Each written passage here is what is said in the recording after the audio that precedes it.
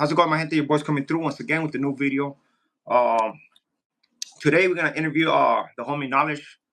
He was the individual that was involved with the incident with Little Toro, and I thought I should give him a platform, so he can tell us his side of the story and what's up with everything, because I'm pretty sure that a lot of people got questions of what happened and how is Toro and everything, So right now we're gonna introduce the homie. So what you do, my boy, and who you are. My name Knowledge. I'm a student and I work at the college too, and I'm really a family man. That's really what I'll be worried about at school and my family. That's really it.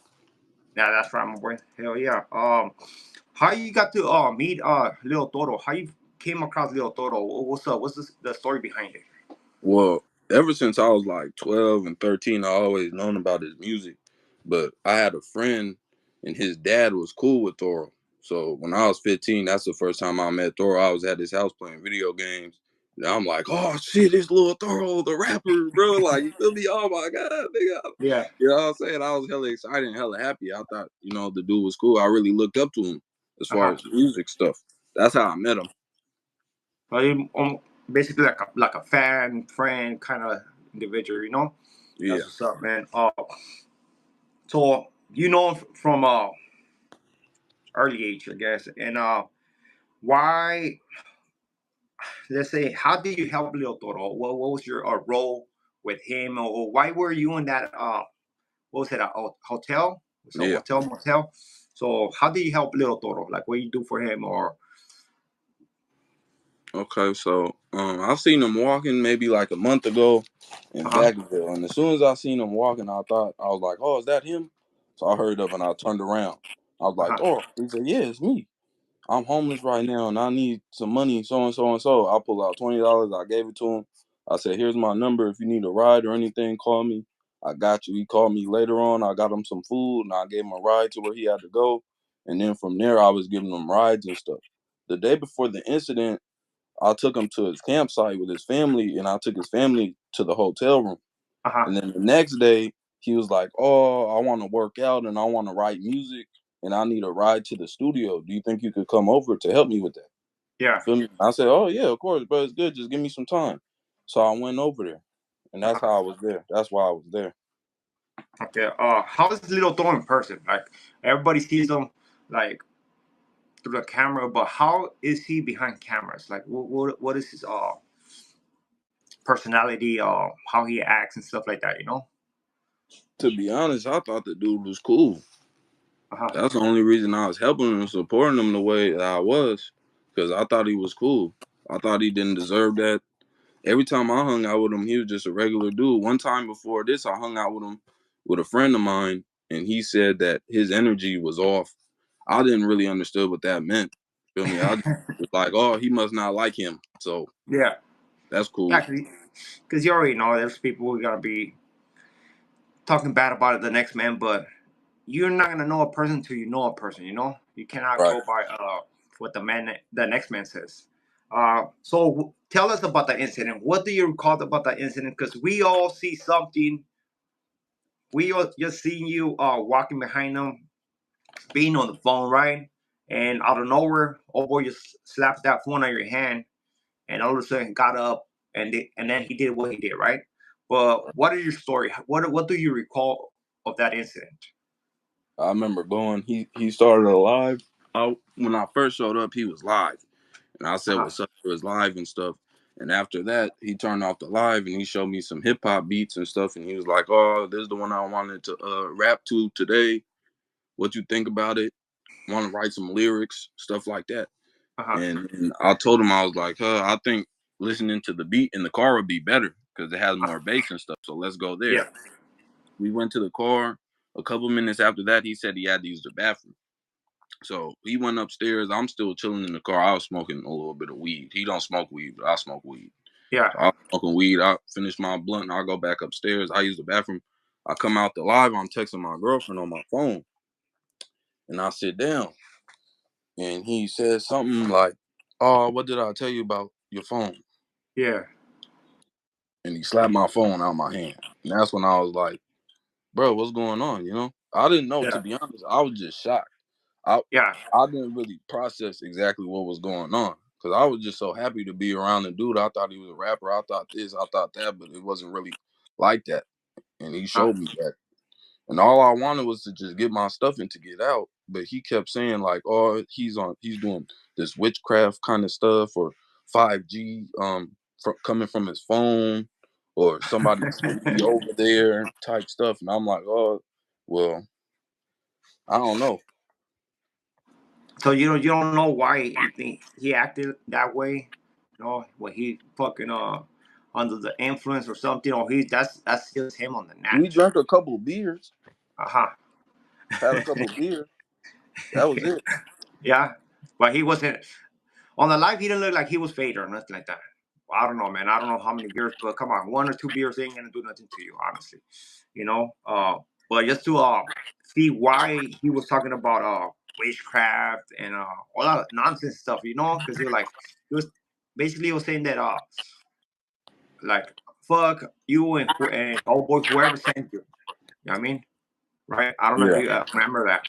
I don't know if you know the name or at least the person you were saying like oh that he was thinking that that one guy sent you. Do you know what name he was talking about? Yeah, I think he was talking about my dad's my friend's dad, Chongo Uh-huh. Lokes. The Chango. dude, he made music with him back in the day. Oh, I because he's haven't seen locked the up. dude in a long time. I'm not his friend or nothing.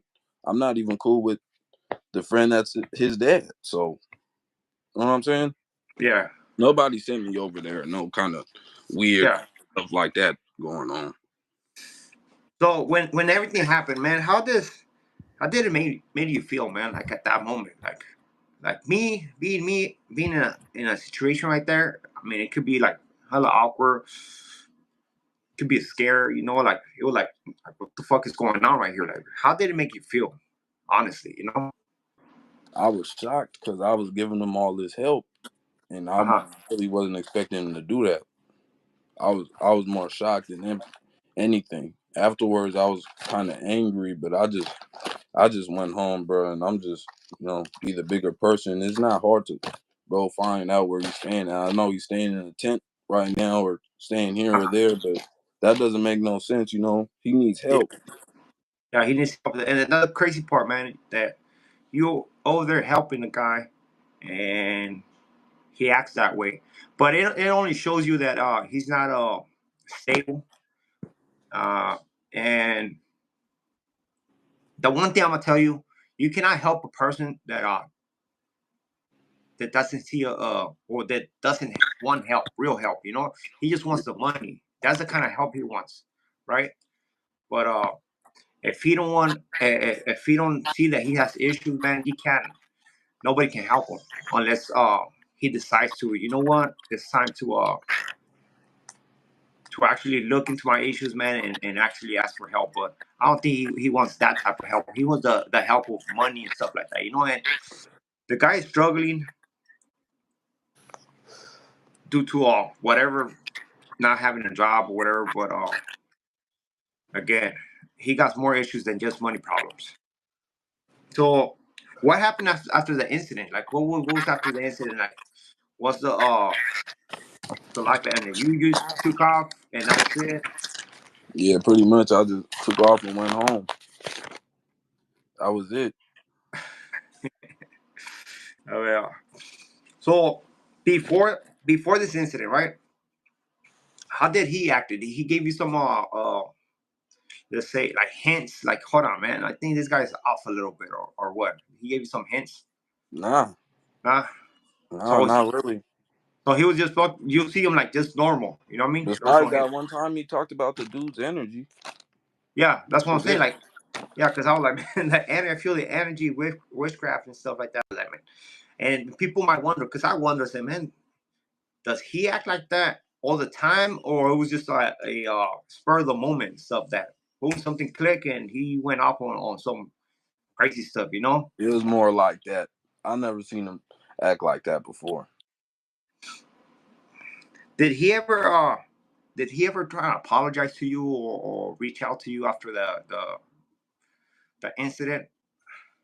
No. And to be honest, if he would have reached out and would have apologized, it takes a bigger man to sit there and apologize and own up to their action and Yeah, say something about it afterwards than it does for somebody to ignore it. And the only reason I'm doing the interview right now is because he didn't reach out and apologize. He's out putting out this, like I was over there doing him something. He needs to put out the whole story. I was helping you, yeah, bro. And I was waiting for you to apologize to me. So I wouldn't even have to get on here and do this. I don't want to do this. I feel bad having to hop on here and, you know what I'm saying, tell my side of the story. But it's fucked up that I have to in the first place. yeah. I mean, everybody wants to hear it because there's a lot of total supporters, and there's always gonna be total supporters, right? There's the ones who support him, and the ones that saw the act and they were like, you know what, that was out of pocket, man. You were just walking by, well, texting your girl, and that fool came out of left field with that one, right? Uh, and as a matter of fact, on the video, he has been coming through, throwing his little comments and stuff like that. And I was like, man, that's you're something else, man. But what are you gonna take from this? What is the big lesson that you learned from out here? Like, what's up, man? Really, the big lesson I learned is you can't be nice to everybody and you can't help everybody because there's a lot of opportunities and help for people to acquire themselves. And Uh to huh. be honest, it looks like Toro put himself in that kind of situation because if I was helping him and he did that to me, who else has been helping him and giving him support? And what else has he done to Uh people? huh. You know what I'm saying? Like it Yeah. doesn't just happen like that. It doesn't just this that one time. My bad. It just happened one time. Nah, but obviously not, because Uh-huh. everybody's over here talking mess about you and not liking you. There must be a reason for that. Now I see the reason. I'm just distancing myself from people. Yeah, that's fucking. That's where there's something to learn from. You know, it's like I cannot imagine being in your situation. You know, uh, especially the way you're. It felt like you had love for him. Like, man, you're like you were looking up to him and shit. And that fool is like just fucking when psycho babble on you. You know, he went fucking 5150 on you, and it is what it is. But hopefully, I mean, I'm glad that you're over here telling your side of the story because we know there's gonna be interviews on Neil Toro, or at least they're trying to handle those interviews, and at least your story's gonna be out there for the people to see it, and it's gonna be up to them to decide what they believe and why they didn't, right? Yeah. So with this being said, man, do you have anything else to say when it comes down to Neil Toro Yeah, I don't or wish no harm upon that man at all. Even though he hit me, I don't wish no harm upon that man. And honestly, that man just need help in a different way. That's it. That's the last thing I wanted to say. yeah? That's what's up, man. Not everybody can say that. I can tell you that from facts. Not everybody can say that. It takes a grown ass individual, mature individual, actually, to speak like that. Because trust me, a lot of people will try to like get them back, right? But it takes you have to be real mature to actually think about if it's worth it or not. Like you cannot fight violence with violence. You know, it's like they just put it this way: like he was on the wrong, and that's it. You know what I mean? The evidence out there on YouTube, he can't clean that shit up. But regardless what he's going through, man, we see that there's bigger issues, and he just needs to address it. Why? Because for the benefit of his family, man. It's not just think about him. Oh, he needs a job or not. He has bigger issues, man, that can jeopardize those that are close to him. So with this being said, man, thank you very much for the interview, man. Uh, hopefully everybody can see this and throw their opinion on this stuff. You know. So Hey, with this, one last question. You think I should make me a YouTube channel? I helped Toro with his YouTube channel, and he got a whole bunch of views off of my interview that I did for him and stuff. And I figured I should just make my own channel and kind of like capitalize off the situation. What do you think? yeah, you should. Why not? You know what I mean? It's best to actually do something than to be like what if I would have done this, what if it would, at least if you try it, you open it, you know what was going to be the answer. You know, it's either going to make you or break you, right? So Right. never let nothing fucking hold you back. You know, if you have something like, you know what, you got an idea and it's within rich, just fucking go for it. You know, just go for it. That's how I was. I mean, that's how I was. How like that people were pushing me. Hey man, you should do this. You should do that. And I was busy, you know, because we have a family business. You know, we start a family business. I got 2 kids, and it's busy. We are busy because we don't got no family members right here. But you should go. You should do your thing, man. And maybe you're gonna hit it. You know, start with just videos, and especially on here, people are gonna look for you straight up. People are gonna look for you. You know, because there's a lot of people. Even those there's a lot of people that are close minded and think about okay, Lil Toro was right. There's a bigger crowd that was like, nah, he was wrong for what he did, and I'm pretty sure they'll follow you, man, for sure.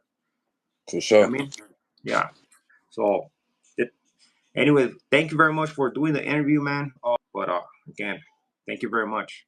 Yeah, no problem. Have a good day, bro. Thank you. All right, you too, man. Take care. You too.